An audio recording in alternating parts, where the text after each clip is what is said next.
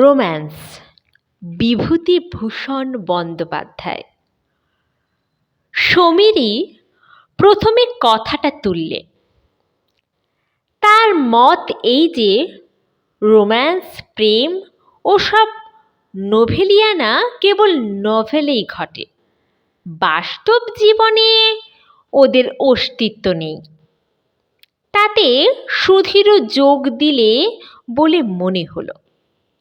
ক্রমে ক্রমে বাকি সবাই সমীরের মতেই মত দিল।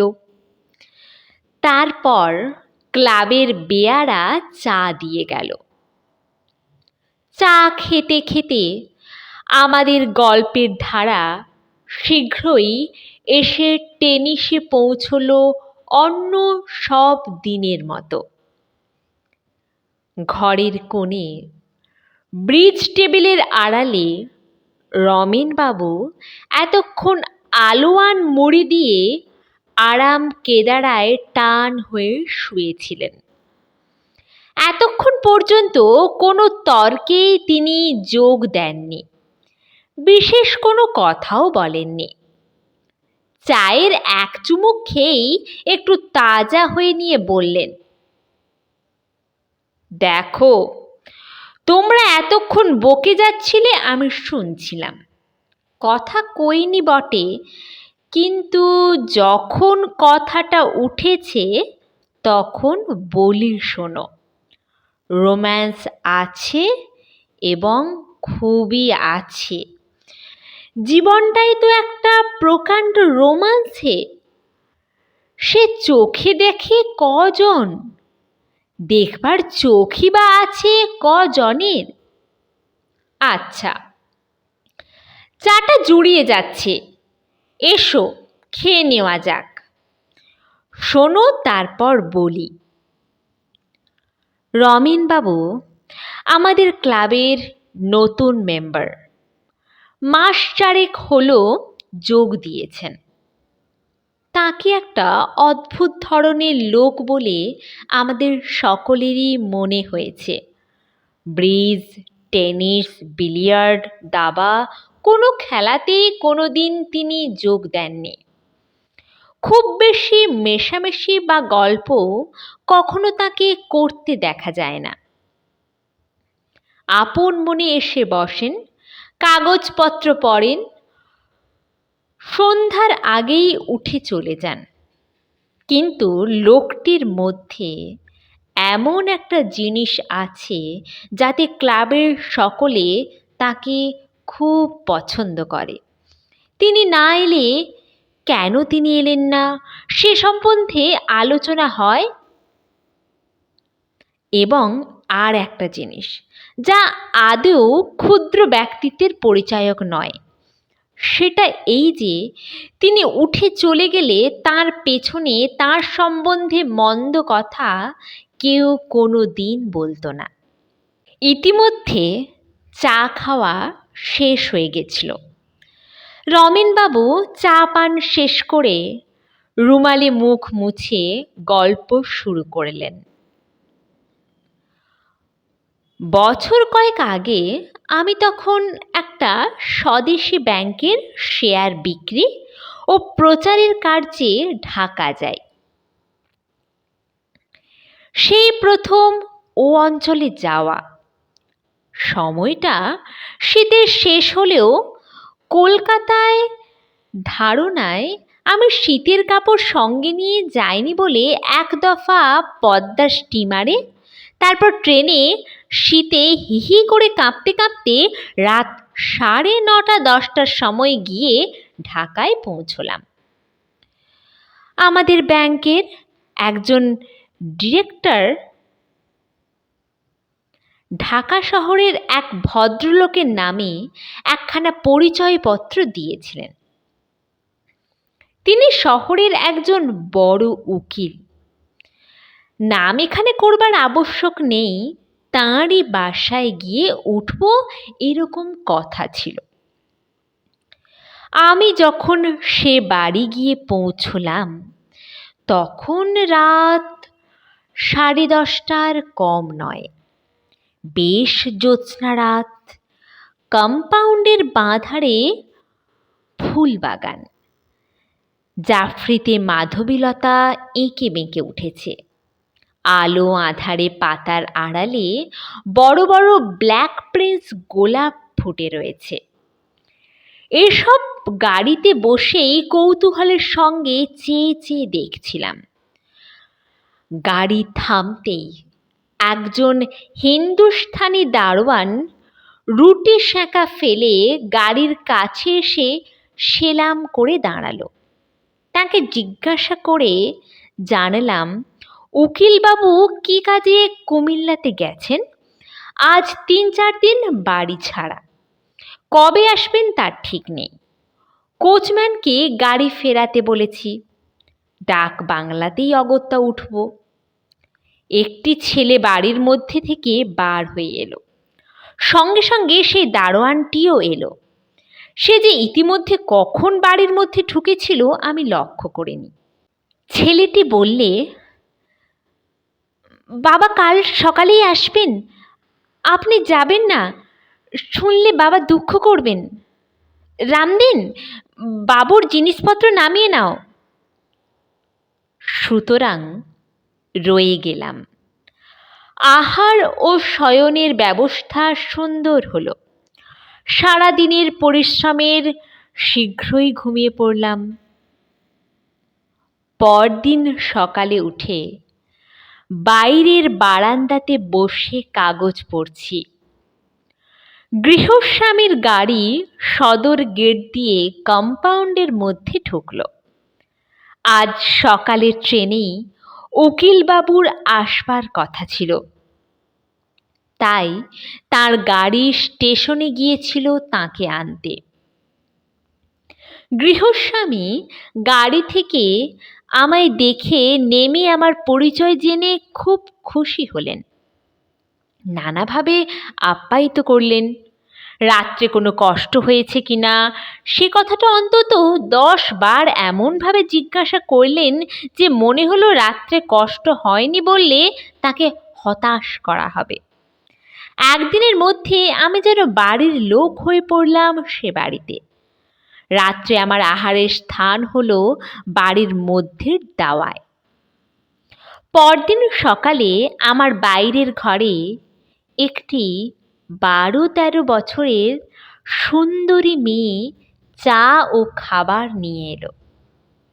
বেশ ডাগর ডাগর চোখ, কালো চুলের রাশ পিঠের ওপর পড়েছে।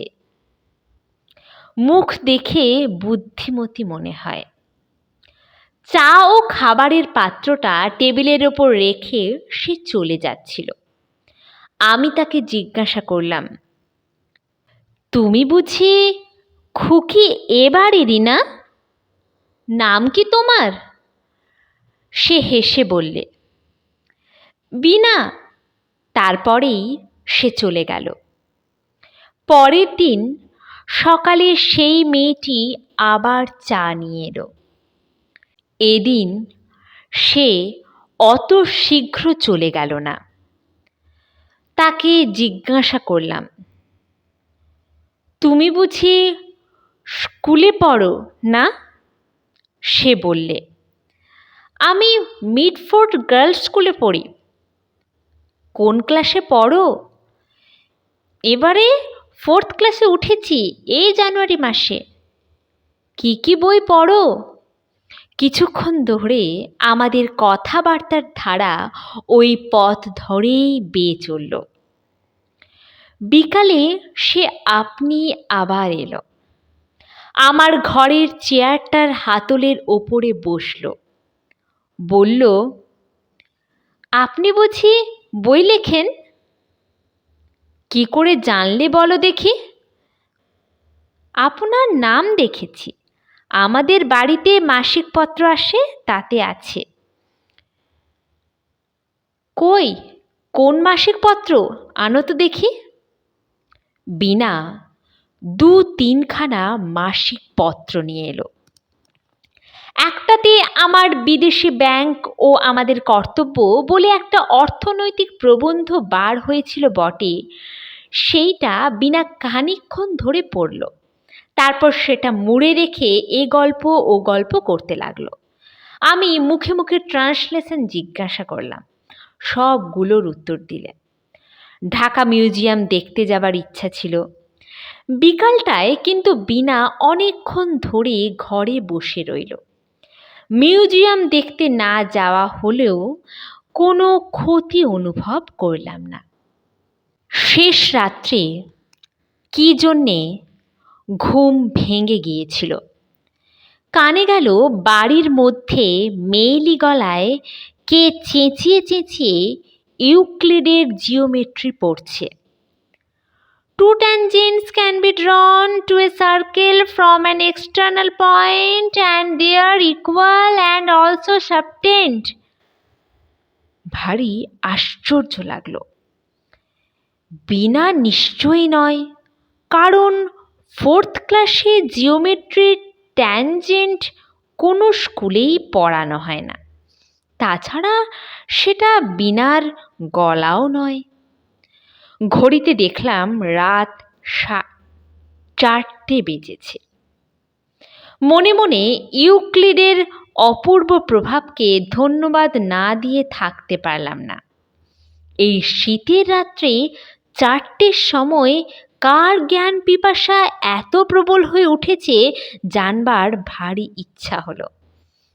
সকালে বিনা চা নিয়ে আসতেই জিজ্ঞাসা করলাম, বিনা, শেষ রাত্রে কে জিওমেট্রি পড়ছিল বাড়ির মধ্যে? তুমি? বিনা হেসে বললে, আমি না, ও দিদি, এইবার ম্যাট্রিক দেবে, এই সামনের বুধবার থেকে এক্সামিন বসবে কি না। আমি বললাম, কই, তোমার দিদি ম্যাট্রিক দিচ্ছেন সে কথা তো শুনিনি। স্কুলের গাড়িতে তো তুমি একলা যাও দেখেছি। বিনা হেসে গড়িয়ে পড়ে আর কি, বললে, বারে, বেশ লোক তো আপনি, দিদি তো অ্যালাউ হয়ে বাড়ি বসে পড়ছে, ও বুঝি আমার সঙ্গে রোজ রোজ স্কুলের গাড়িতে পড়তে যাবে? কথাটা বিনা ঠিকই বলেছে। তার হাসিটা নিতান্ত অসঙ্গত নয় বটে। সেদিন বিকালে স্কুলের গাড়িটা যখন এসে লাগলো তখন আমি রোয়াকে পায়চারি করছিলাম। বিনাকে নামতে দেখলাম না, কিন্তু আর একটি মেয়ে নামল। বয়স 15-16 হবে। অপূর্ব সুন্দরী, লাল পাড়, সিল্কের জ্যাকেটের বাইরে নিটোল শুভ্র বাহু দুটি যেন হাতির দাঁতে কুঁদে তৈরি। একবার আমার দিকে চোখ ফিরিয়ে চেয়ে দেখে শান্ত গতিতে বাড়ির মধ্যে ঢুকল। সন্ধ্যার একটু আগে বিনা এসে বললে, চা এখন আনবো না বেরিয়ে এসে খাবেন? পরে একটু থেমে বললে, দিদিকে আজ দেখেছেন না? আমি তখনও ঠিক করতে পারিনি যে স্কুলের গাড়ির সেই মেয়েটি বিনার দিদি। পূর্বেই বলেছি বিনা ভারী বুদ্ধিমতী মেয়ে। সে আমার মুখ দেখেই ব্যাপার বুঝে নিয়ে বললে, আজ বিকালে স্কুলের গাড়ি থেকে যে নামলো তখন ওই তো দিদি। আমি তো আজ স্কুলে যাইনি, দিদি ঋষি টানতে স্কুলে গেছিল যে ওবেলা। পরে সে বললে, দিদি আমাকে জিজ্ঞেস করেছিল, বাইরের ঘরে ও ভদ্রলোকটি কে রে? মনে মনে অভিমানে বড় ঘা লাগলো। বড় মানুষের মেয়ে বটে, সুন্দরীও বটে, কিন্তু আজ 6-7 দিন যে আমি তার বাপের বৈঠকখানার একখানা চেয়ার টেবিলের মতো বাইরের ঘরের এক কোণে পড়ে আছি, এতদিনের মধ্যে এ হতভাগ্যের সম্বন্ধে সে সংবাদটুকুও কি তার কর্ণগোচর হয়নি? দিন 2 কেটে গেল। এ কয়দিনে আমি নিজের কাজে ব্যস্ত হয়ে যথেষ্ট ঘোরাঘুরি করলাম, তাতে ঠিক সময়ে স্নানাহার হয়ে উঠত না কোনো দিনও। সুতরাং বীণার সঙ্গে দেখা হবার সময় হতো না। তৃতীয় দিন সকালে বার হয়ে সন্ধ্যার কিছু আগে ফিরে এলাম। বারান্দাটাতে বসে একটু বিশ্রাম করছি। অপ্রত্যাশিতভাবে বীণা ঘরে ঢুকে হাসি মুখে বললে, ঠাকুর দুবার, তারপর আমি দুবার আপনাকে ডাকতে এসে ফিরে গিয়েছি। আপনার খিদে তেষ্টা কিছুই পায় না। কোথায় ছিলেন সারাটা দিনটা? আমি কৈফিয়ত দেবার আগেই সে আবার বলে উঠল, মুখ হাত ধুয়ে ফেলুন, আপনার চা নিয়ে আসি। বাবা এখনো কাছারি থেকে ফেরেননি, গরম জল চড়ানোই আছে। অল্প পরেই সে চা নিয়ে এসে অভ্যস্তভাবে সামনে চেয়ারের হাতলটার ওপর বসে অনর্গল বকে যেতে লাগলো। সব কথার উত্তর পাবারও প্রত্যাশা সে রাখে না, আপনা আপনি বেশ বলে যেতে পারে। বললে, ভারী মজা হয়েছে। আমি আপনার একটা লেখা দিদিকে দেখিয়ে বললুম, পড়ে দেখো তো। দিদি পড়তে গিয়ে বুঝতে পারে না। দাঁড়ান, সেখানে আনি। আমার উত্তরের অপেক্ষা না করে সে বাড়ির মধ্যে চলে গেল। কিন্তু সেদিন আর সে বাইরের ঘরে দেখা দিলে না। বীণার খামখেয়ালি ধরন আমার জানা ছিল, কাজেই এতে আমি কিছুমাত্র আশ্চর্য হলাম না। পরদিন সকালে সে এলো। হাতে একখানা বঙ্গবন্ধু আমায় দেখিয়ে বললে, এই নিন, দিন দিকে বুঝিয়ে। লাল পেন্সিলে দিদি দাগ দিয়ে দিয়েছে জায়গাগুলো। সেই মাসের বঙ্গবন্ধুতে আমার যৌথ ব্যাংক ও মধ্যবিত্তের কর্তব্য বলে প্রবন্ধটা বেরিয়েছিল। হাতে নিয়ে মনে মনে ভাবলাম, যদি ম্যাট্রিক ক্লাসের একটি মেয়েকেও তাক লাগিয়ে না দিতে পারলাম, তবে অনবরত দিন 15 ধরে ইম্পেরিয়াল লাইব্রেরি যাতায়াত এবং নানান ইয়ারবুক নাড়াচাড়া করবার সার্থকতা আর কি হলো? বীণা বিকেলবেলা একখানা খাতা হাতে নিয়ে এসে বললে, চাটা খেয়ে নিন, নিয়ে দিদির এই ট্রান্সলেশনটা হয়েছে কিনা দেখে দিন তো। দিদি বললে আপনাকে দেখাতে। সেটা হাতে নিয়ে দেখলাম। বেশ গোটা গোটা মুক্তোর ছাঁদের লেখাটা বটে, কিন্তু ট্রান্সলেশনটা বিশেষ উঁচু দরের নয়। কাজেই যখন বীণা বললে, ধরুন 20 নম্বর আছে, কত নম্বর দেবেন আপনি? তখন একটু আমতা আমতা করে বললাম, নম্বর? তা এই ধরো, অবশ্যই বাংলাটা খুব শক্ত, তা ধরো এই 4 কি 5 দিতে পারে। মোটে? তবেই হয়েছে। দিদি তাহলে এবার ইংরেজিতে ফেল। ফেলতু ফেলু। কথাটা শেষ করেই সে মুখে হাতখানা চাপা দিয়ে খিলখিল করে হেসে উঠল। আমি একটু অপ্রতিভ হয়ে বললাম, না না, ফেল কেন হবেন? আর একটা সোজা দেখে করলেই এটা বেজায় শক্ত কি না?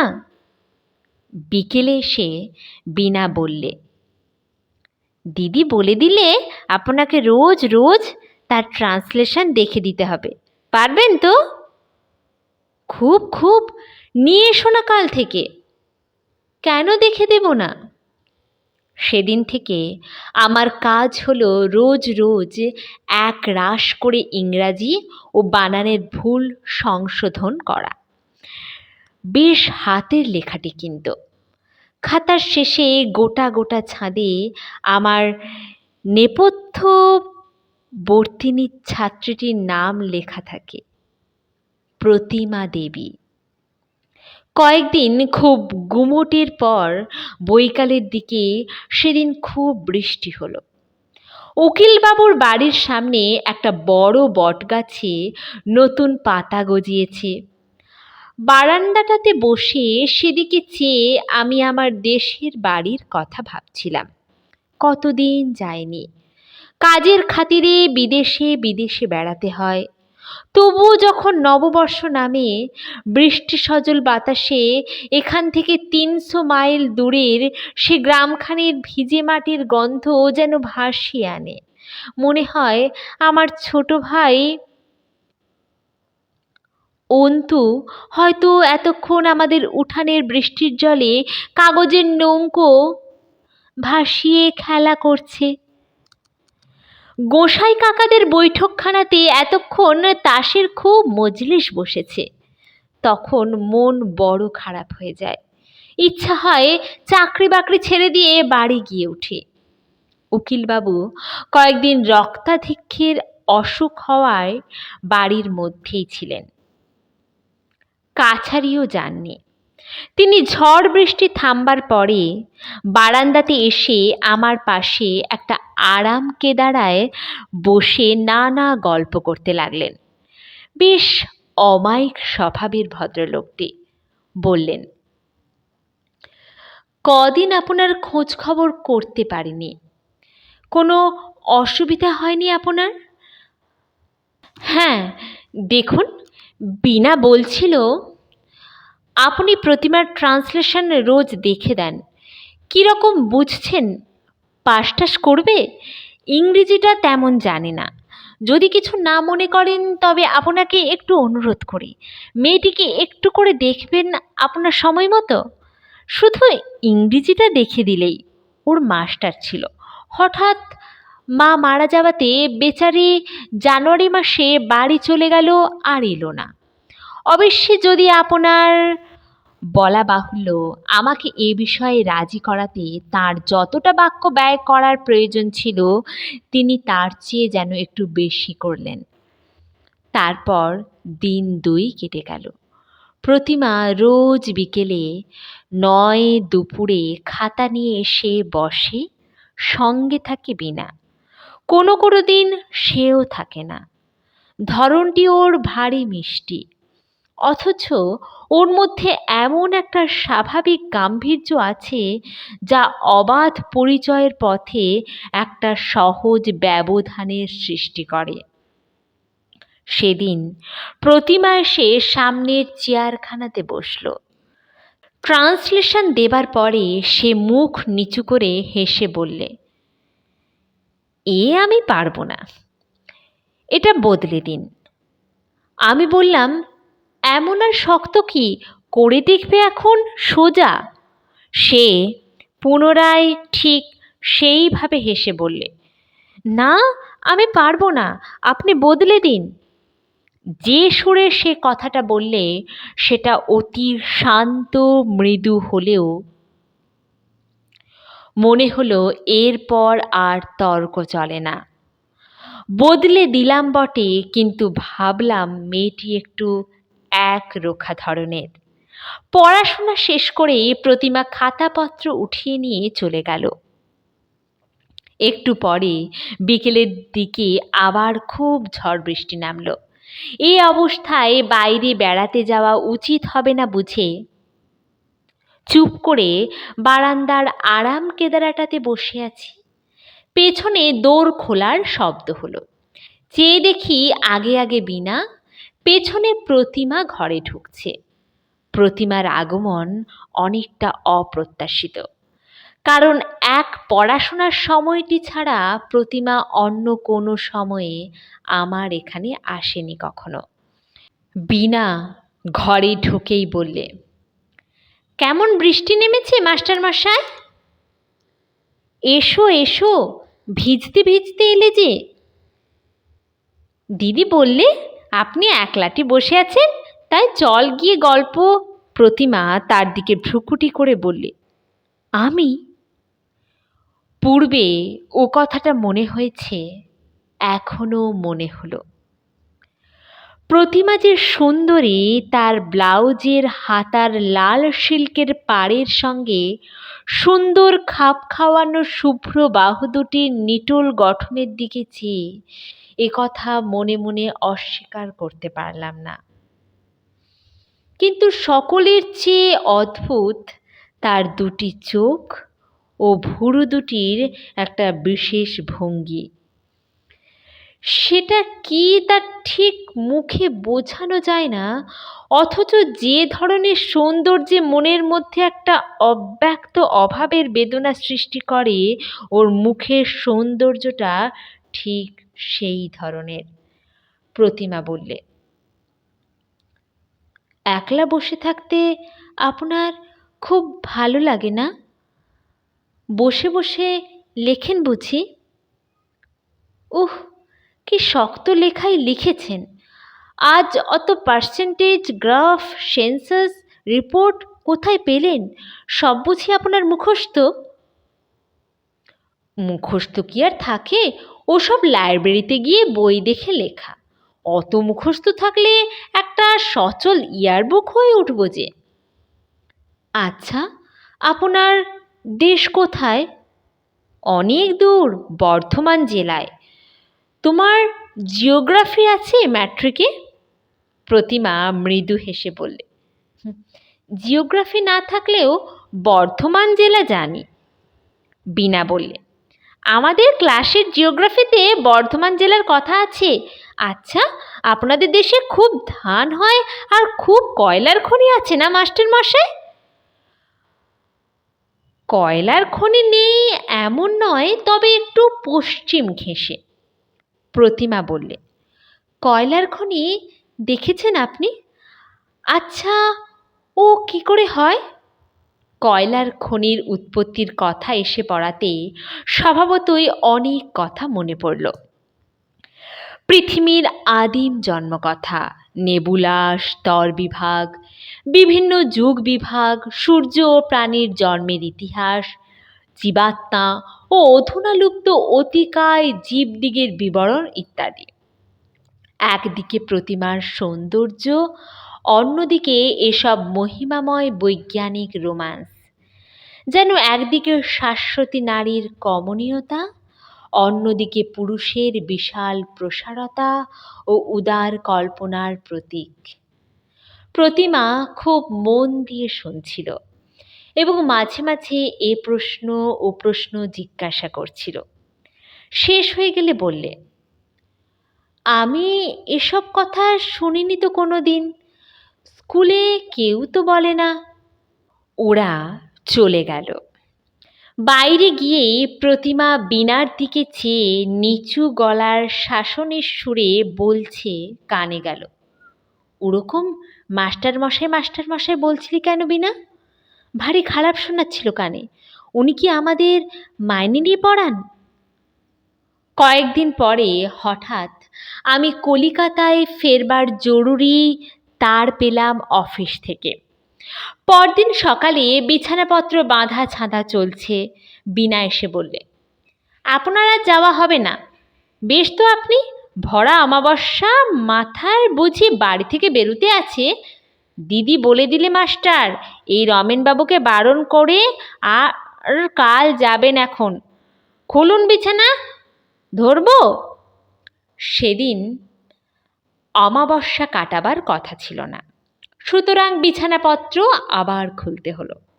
পরদিন সকালে এক কাণ্ড ঘটল।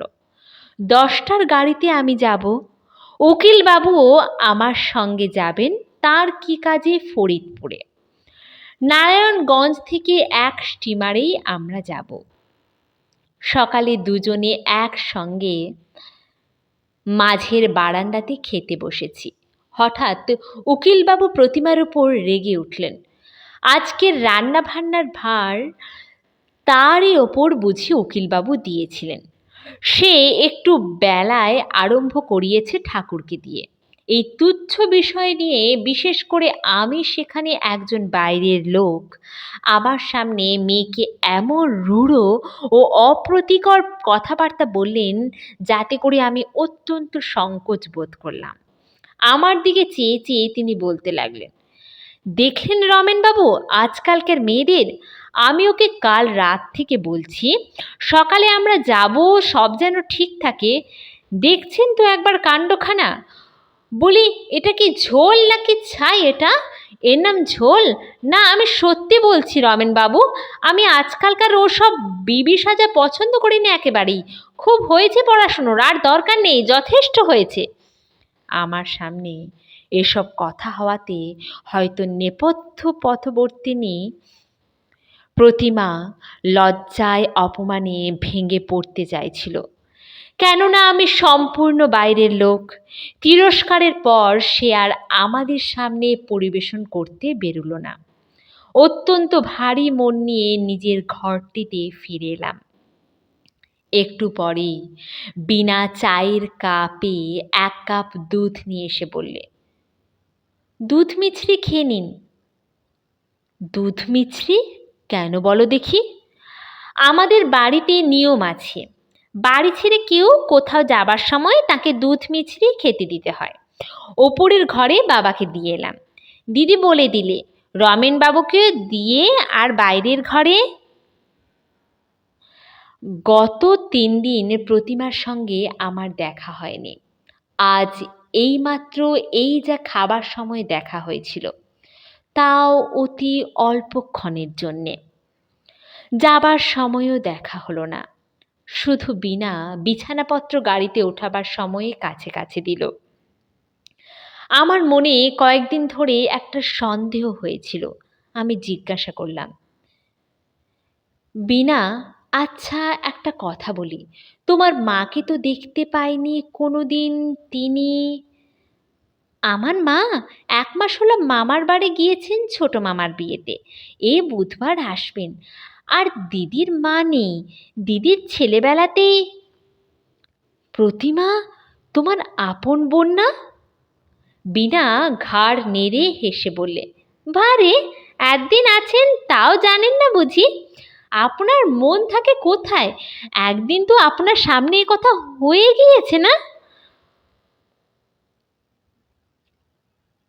কবে পূর্বে একথা উত্থাপিত হয়েছিল মনে না হলেও এতদিনের একটা খটকা আমার কাছে আজ পরিষ্কার হয়ে গেল। তাই বিনা ও প্রতিমার মুখের গড়নে এতখানি তফাৎ?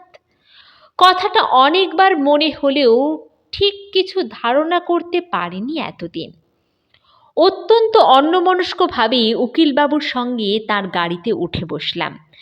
আজ কয়দিনের তো জানাশোনা, কিন্তু চলে যাবার সময় মনে হতে লাগলো প্রথম এসে এই অপরিচিত লোহার গেটের মধ্যে যখন আমার ঠিকা গাড়ি ঢুকেছিল, সেদিন আজ অনেক দূর পেছনে পড়ে গিয়েছে। আজ এই বাড়ির প্রতি জিনিসটা, ওই পাতাবাহারের গাছটা, বাইরের উঠানের ওই পুরানো ইঁদারাটা, সব যেন হঠাৎ বড় প্রিয় হয়ে উঠেছে। যেন নীড়হারা বিহঙ্গ নিঃসীম শূন্যে মুক্তপক্ষে উড়তে উড়তে কোথায় নীড়ের সন্ধান পেয়েছিল, যে নীড়ে তার কোনো দাবি দাওয়া নেই, শুধু মনের মধ্যেকার একটা অনির্দিষ্ট নির্ভরতার ভাবে সেই মিথ্যা অধিকারের কথাটা স্মরণ করিয়ে দিত মাত্র। তাই আজ ছেড়ে যাবার বাস্তবতার সঙ্গে দ্বন্দ্বে তার নিজের কাছে পরিস্ফুট হয়ে উঠেছে যে সে অধিকারের বার্তাটা কতটা অসঙ্গত ও ভিত্তিশূন্য। দেশে ফিরে অল্প কিছুদিন বাড়ি থাকবার পরেই কয়েক মাস একরকম কেটে গেল। পূজার পরে কার্তিক মাসের প্রথমে হঠাৎ অফিসের হুকুম হলো আবার ঢাকা যাবার। এবার যখন গোয়ালন্দ থেকে স্টিমারে উঠলাম তখন আগেকার মতো ভিড় ছিল না। পদ্মা বক্ষ শান্ত স্থির, চরে চরে কাশের বন ঘন সবুজ, আকাশের রং তিসির ফুলের মতো নীল। নারায়ণগঞ্জ পর্যন্ত ভারী আরামে কাটল।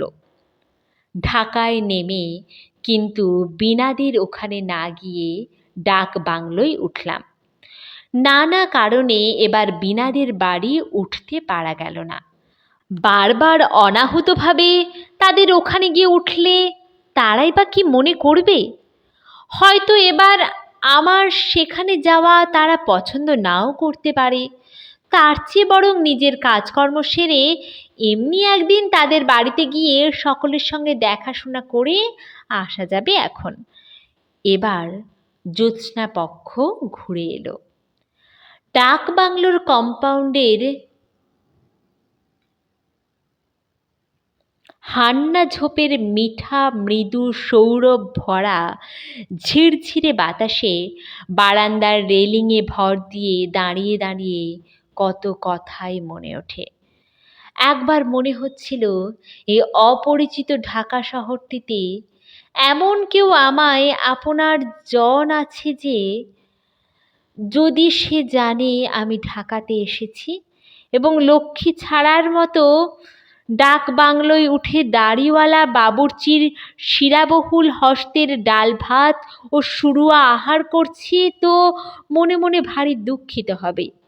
কারণ আমি জানি আমার আহারের কিছুমাত্র অনিয়ম হলে তার সহ্য হয়নি। নানা অনুযোগ করে ঠিক সময়ে খেতে বাধ্য করেছে। কিসে আমার স্বাচ্ছন্দ্য বাড়ে তার জন্যে অলক্ষ্যে কত চেষ্টা ছিল তার। একবার মনে হচ্ছিল এসব চিন্তার সার্থকতা কি? অতিথির প্রতি সৌজন্যকে অন্য কিছু বলে মনে করবার অধিকারই বা আমায় কে দিয়েছে? দিন 15 ঢাকায় কেটে গেলেও বীণাদের বাড়ির রাস্তা পর্যন্ত মাড়ালাম না ইচ্ছে করেই। কিন্তু শেষ পর্যন্ত শুধু ভারতমাতা ব্যাংকের শেয়ার বিক্রি এবং কালো ঝমঝম ভোগের পুরাতত্ত্ব আলোচনা করে সময় কাটানো অসম্ভব ও একঘেয়ে হয়ে উঠল। একদিন বিকেলের দিকে ওদের বাড়িতে ছড়ি হাতে নিশ্চিন্ত মনে বেড়াতে গেলাম। যেন এই পথ দিয়েই কাজের খাতিরে যেতে যেতে একবার দেখতে আসা গেল কে কেমন আছে। গেটের মধ্যে ঢুকে চোখ পড়ল বাড়ির ওপরের ঘরে সব জানালা বন্ধ। উকিলবাবুর অফিস ঘরের সামনে রামধনীরা বেয়ারাও টুলের ওপর বসে নেই। বাইরে কোথাও একটা কি করা যায় বা কাকে ডাকবো ভাবছি, এমন সময় উকিলবাবুর পুরানো খানসামা ছকু বাজার থেকে কি কিনে নিয়ে গেট দিয়ে বাড়ি ঢুকেই আমাকে দেখে থমকে দাঁড়িয়ে গেল। বাবু, আপনি? হ্যাঁ, এখান দিয়ে যাচ্ছিলাম, তাই বাবু কোথায়? আপনি শোনেননি? জানেন না কিছু?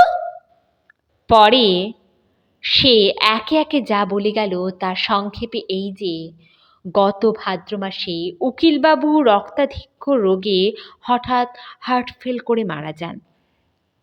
তার উপর বিপদ, বড় দিদিমণি পরীক্ষায় ফেল হন এবং তারপরই তার মাথা খারাপ মতো হয়ে গিয়েছে।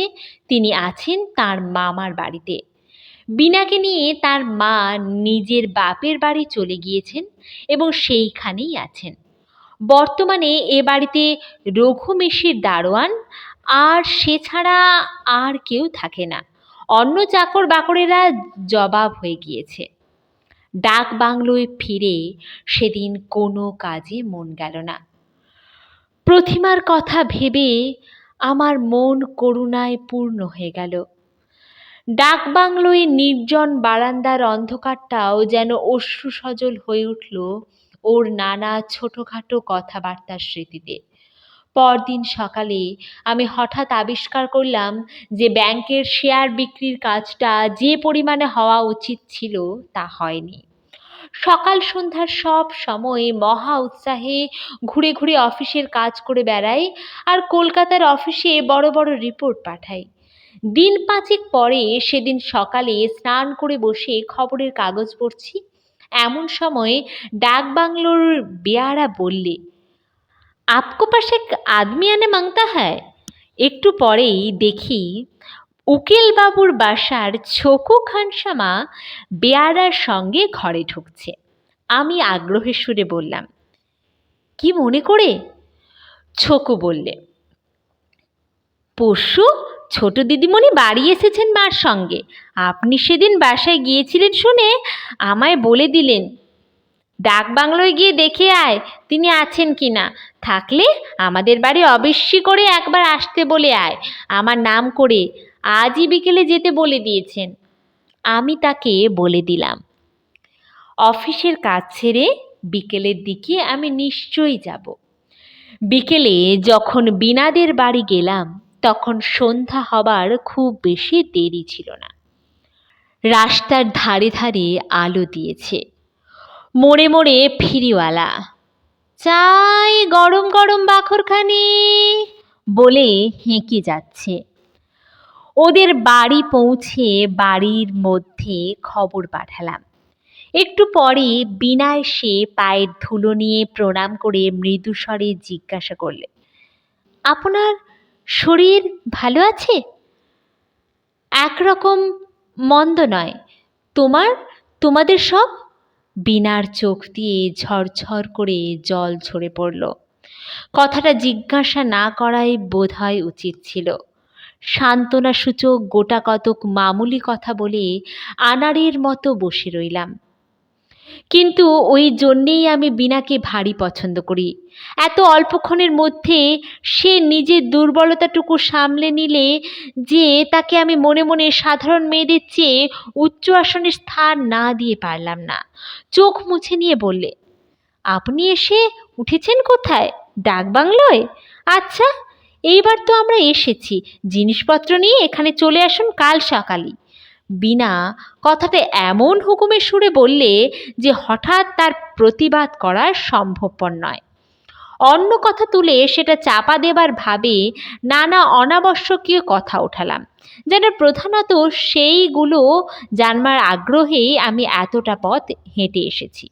শেষে বললাম, প্রতিমা কোথায়? এ প্রশ্নটা অনেকবার মুখে এলেও এতক্ষণের মধ্যে কি জানি কেন একবারও মুখ ফুটে জিজ্ঞাসা করে উঠতে পারিনি। বিনা বললে, দিদি এখনো সারেনি। বড় মামাবাবু সঙ্গে করে চুনার নিয়ে গেছেন, সেখানেই আছে।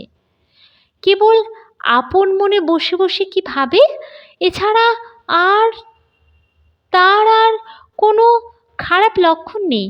কিন্তু খায় না, দায় না, শুতেও চায় না, বেড়াতে যেতেও চায় না, কেবল রাত দিন বসে বসে ভাবছে। ওই তার রোগ। পরীক্ষায় পাশ না করেই বোধহয় এমন হয়ে। বিনা বললে, শুধু পরীক্ষায় পাশ নয়, সে অনেক কথা আপনাকে বলতে। আর কি, আপনি ঘরের লোক। দিদি পরীক্ষা দেবার পর বাবা তার এক সম্বন্ধ ঠিক করলেন। চাটগাঁয়ের উকিল, হাতে পয়সা আছে, কিন্তু তেজপক্ষের বর, বয়স 40-এরও ওপর। দিদি সব শুনেছিল কিন্তু কিছু বলেনি। মা কত বোঝালেন, কিন্তু বাবার ইদানিং কেমন হয়েছিল জানিনি। দিদিকে একেবারে যেন বিষ নজরে দেখতেন। দিদি শেষে রাগে পড়ে খবরের কাগজ দেখে কোথাকার স্কুলে মাস্টারের দরখাস্ত করে, চাকরি পায়ও, কিন্তু বাবার হাতে তাঁদের চিঠি এসে পড়ে। তারপরে সে কি অপমান আর কি কাণ্ড!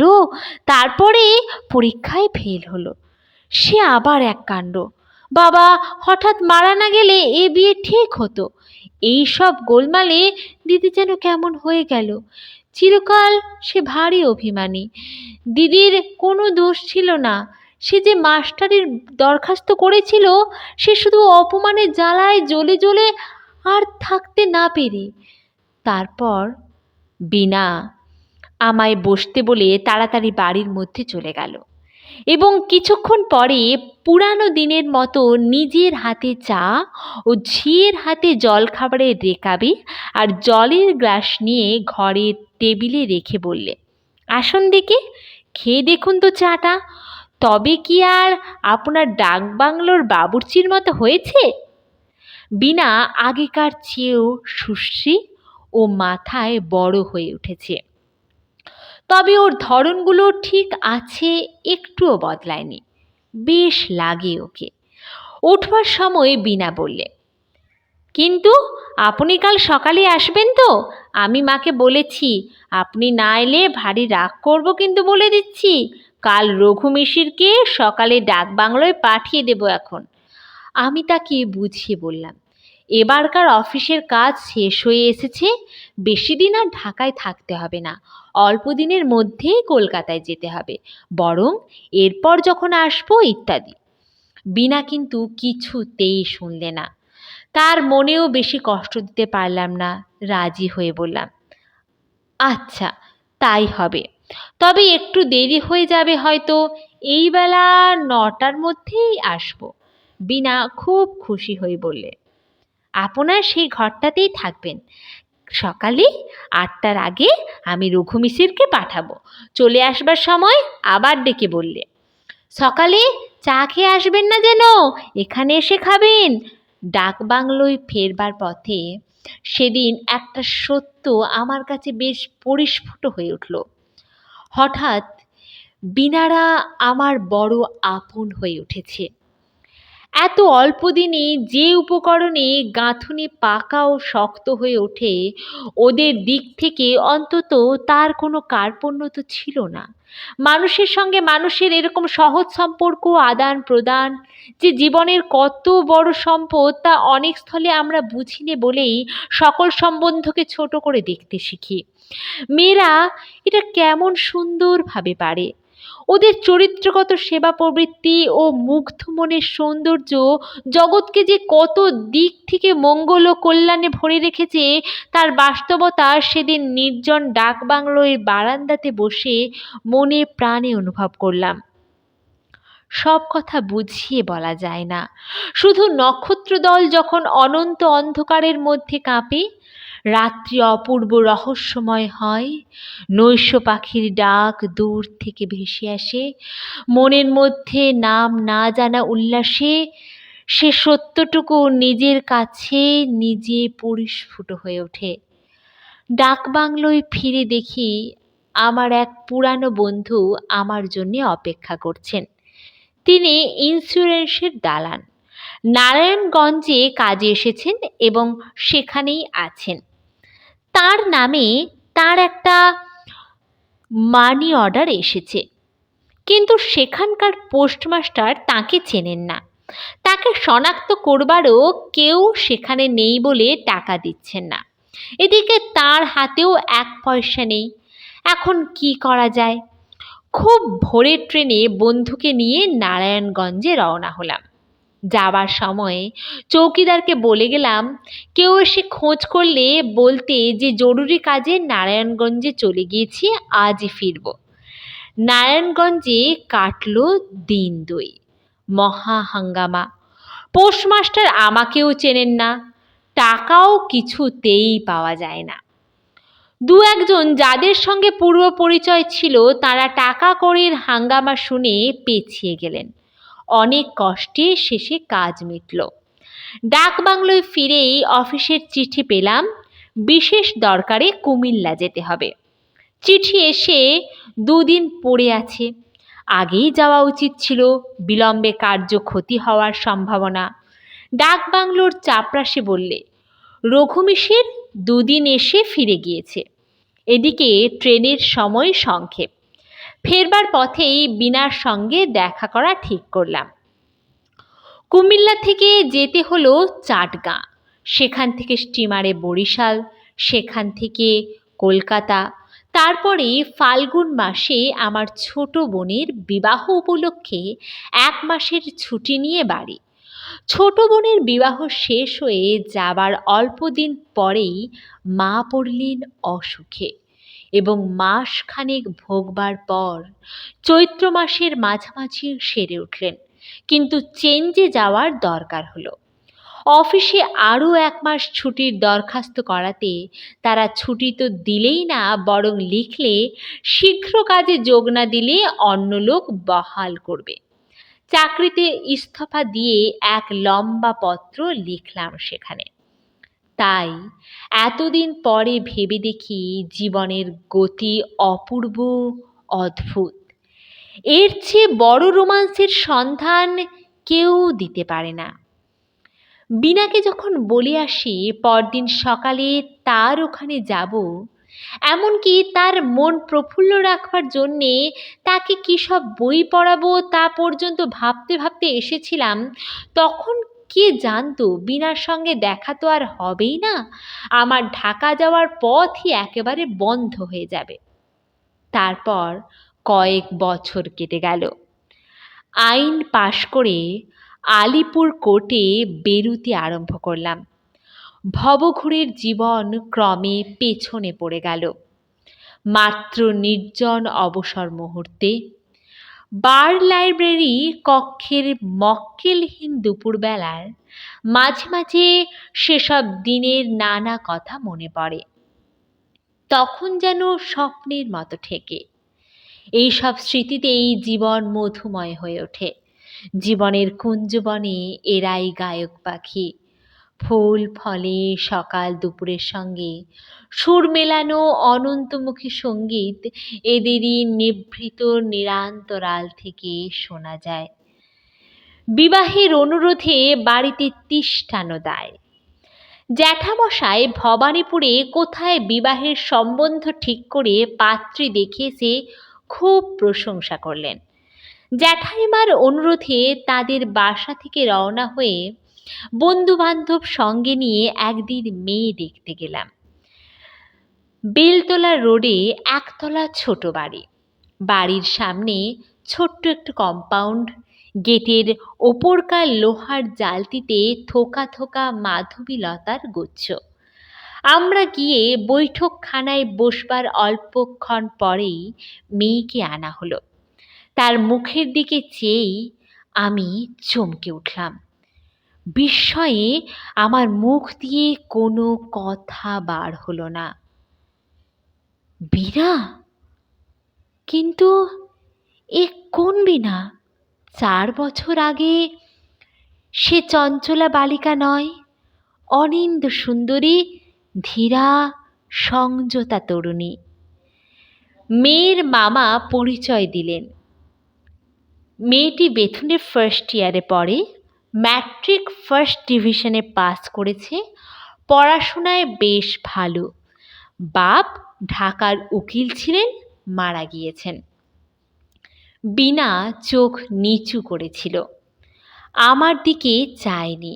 সে বোধহয় জানেও না যে আমি পাত্র। বাড়ির বার হয়ে এসে বন্ধুরা আমাকে ভাগ্যবান বললেন। ওরকম পাত্রী অদৃষ্টে জোটা ইত্যাদি। কাউকে কোনো কথা বললাম না।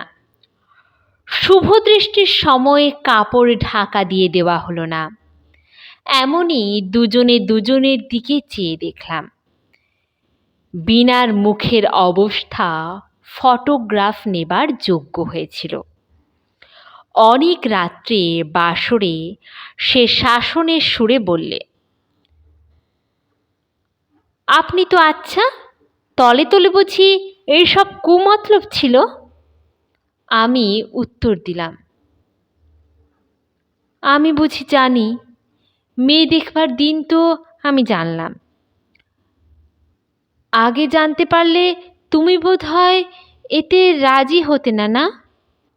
বীণা রাগে ঘাড় দুলিয়ে মুখ অন্যদিকে ফিরিয়ে নিলে, আমার দিকে না চেয়েই বললে, কোথায় ছিলেন এতদিন নিরুদ্দেশ হয়ে? আর এলেন না কেন সেবার? সংক্ষেপে কৈফিয়ত দেবার পর আগ্রহের সুরে জিজ্ঞাসা করলাম, প্রতিমাকে দেখছি না, সে কি এখানে আসেনি আজ? এবার বীণা আমার মুখের দিকে চাইলে, চেয়ে চুপ করে রইল। তারপর সংযত সুরে বললে, জানেন না দিদি নেই, সেবারই মাঘ মাসে মারা যায়। মাথা তার ভালো হয়নি। আপনার নাম বড় করত, আমার কাছে কত দিন বলেছে।